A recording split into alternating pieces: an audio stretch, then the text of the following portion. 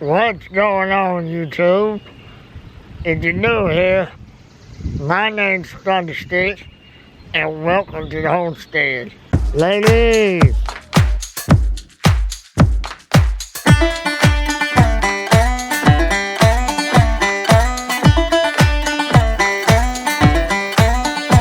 So we ain't got a whole lot going on today. However, I'm gonna fill up a few grow bags and get some peppers started. So we decided to put 3 grow bags right here in this area. I got some peppers, I got a tomato plant, and I got an eggplant I want to plant.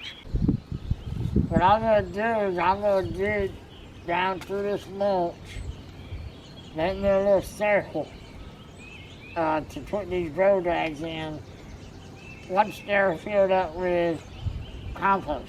We'll talk about the compost here in a minute.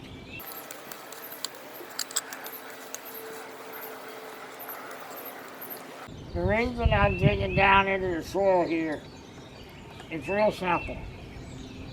When we water the grow bags, we want the grow bags in contact with the ground to hold more moisture in them. If we just put the grow bags right on top of this stuff here, when it dries out, the water will completely leak out of the bag. Versus if it's on the ground here, the earth itself will retain some moisture.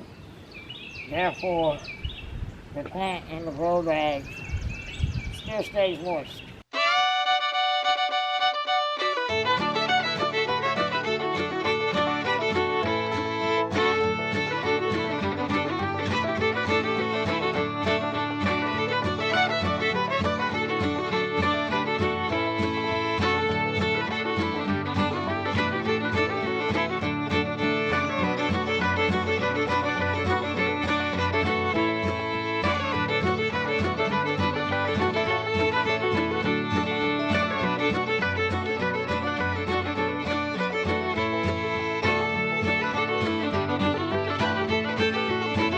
The guy's filling up the other bags for me.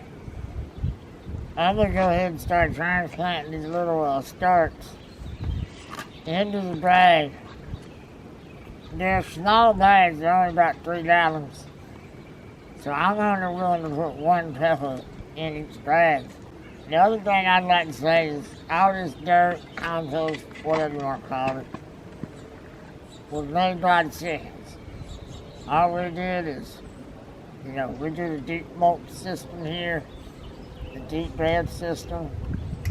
So when we clean it out, we pile it up in the garden. We let it sit for a couple of months, even though you don't have to. And that's the soil we use every year. Going on about 2 years that we really didn't have to buy any soil. So I don't break the roots here. I'm going to cut this open and then we'll separate them.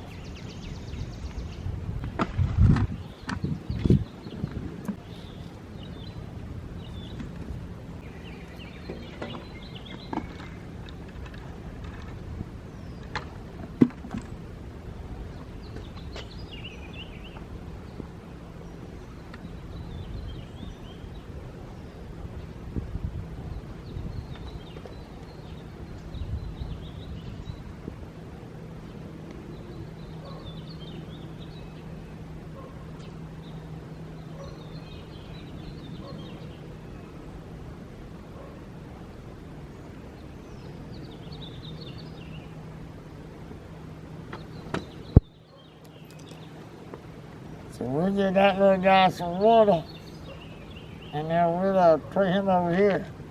So I got another lipstick pepper here. One thing I need to tell you guys is you need to remember what you're planting. And granted, you could try to remember it by yourself, but for me, I just look back at the videos. However, I do try to retain some tags and put them in the pot.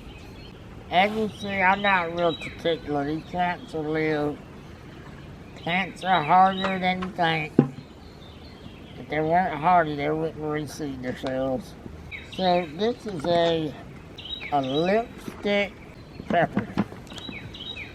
It's a really long pepper, but it's not very hot. It's not hot at all, actually. So you can eat it right out of the garden. Right here is a tomato. Now, it's a hybrid tomato. We believe it should be a little round one. However, we just let our tomatoes go to seed out here. So more than likely, it's just a hybrid. However, hybrid tomatoes taste just as good as, regular purebred tomatoes, if you will. So we're going to go ahead and stick this in the ground. The other thing I would like to say about tomato plants is you can see all these little hairs here. I don't know if you can see them or not. But when you look at a tomato plant, it has all these little hairs on it. You can plant these plants deep. And the deeper you plant them, the more roots that'll come off of it.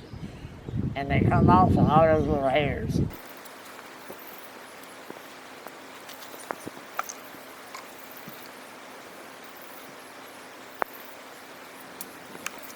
And now we got that one planted. And like I said, I just put it as deep as I could. And those roots will go down and it should be pretty good for us.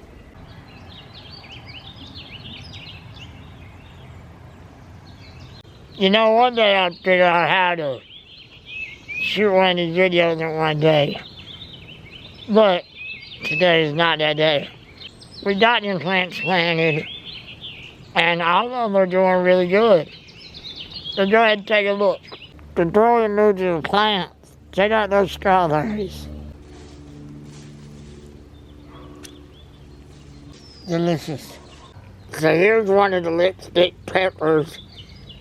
As you see, it's doing good. We need to give it a little bit more water. So I'll definitely do that here in a second. Right here we got the eggplant. All of these really need some water. However, all but one is doing good.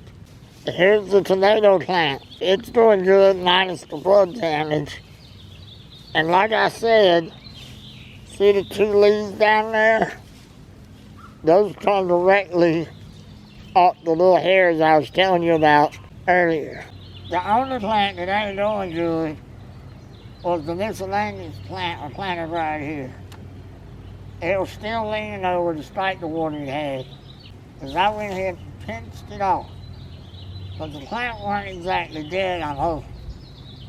I pinched it off so that when I water it here in a second, all the energy can go to the roots and to that stem, and it can grow. Instead of trying to put all the energy into the dying part of the plant. Since I was over here, I figured I was mixing something else. Y'all know we like country here on the Homestead. In the last video or so, we put out a lot of lambs here. And what I want to take note of is how much that country's grown since then, because it's getting all the sun and it's the primary plant in the area. While I wouldn't call country invasive, it is prolific. So here in Homestead, I like everything accessible. It's almost why I started the channel. I really like these duck foots, as I call them. The term duck foot comes from electrical work and electrical extension cords, but anyway, we love these duck foots. And you can see I got a hose going that way. I got one going into the raised bed. And the third hose is this.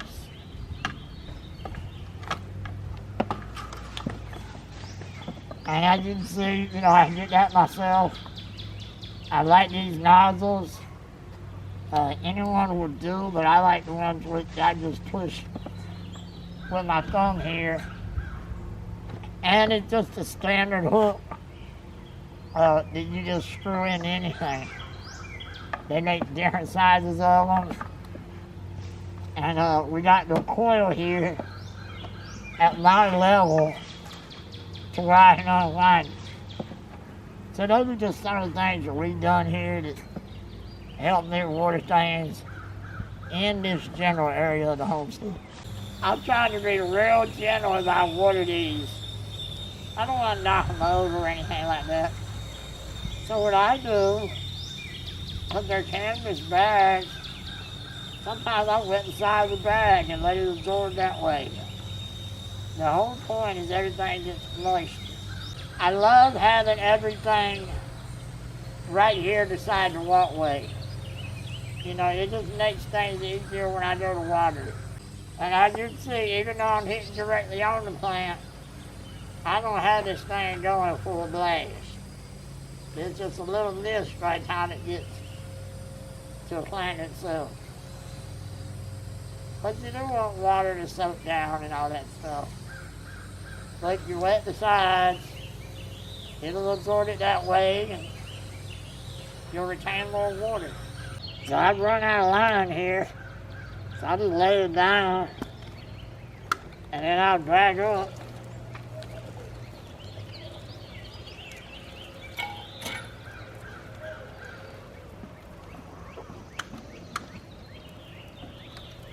And then just give me a little bit of a hose.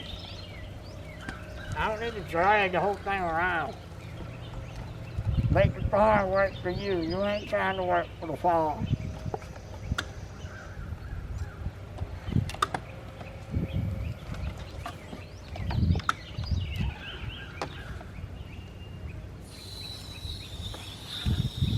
I just encountered a problem.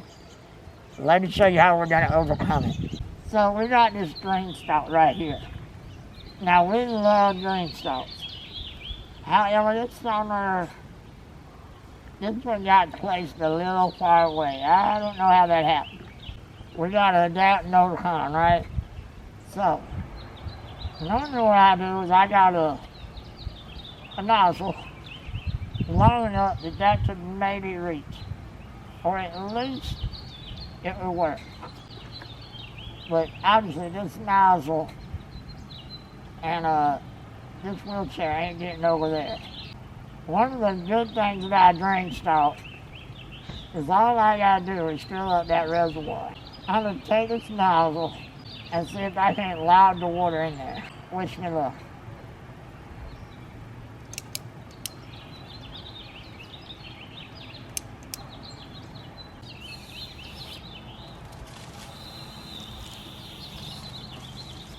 This is not gonna work. So it looks like I made it in.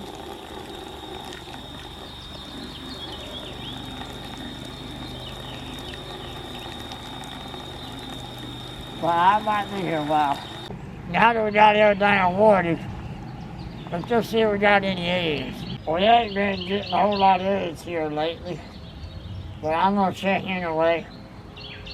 Man, them egg prices is something at the store, ain't they? I do got some baby chicks coming next week, matter of fact. So one of them projects I told you about in the Homestead Projects video, I gotta get that barn cleaned out. We gotta do this. Anyhow, let's go ahead and grab these eggs.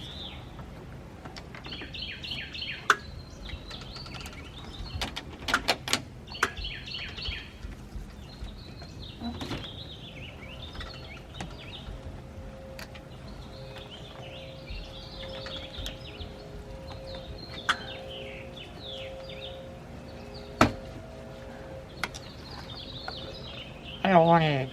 Unfortunately, every minute before I get some eggs, cause I gotta wait till them turn into them.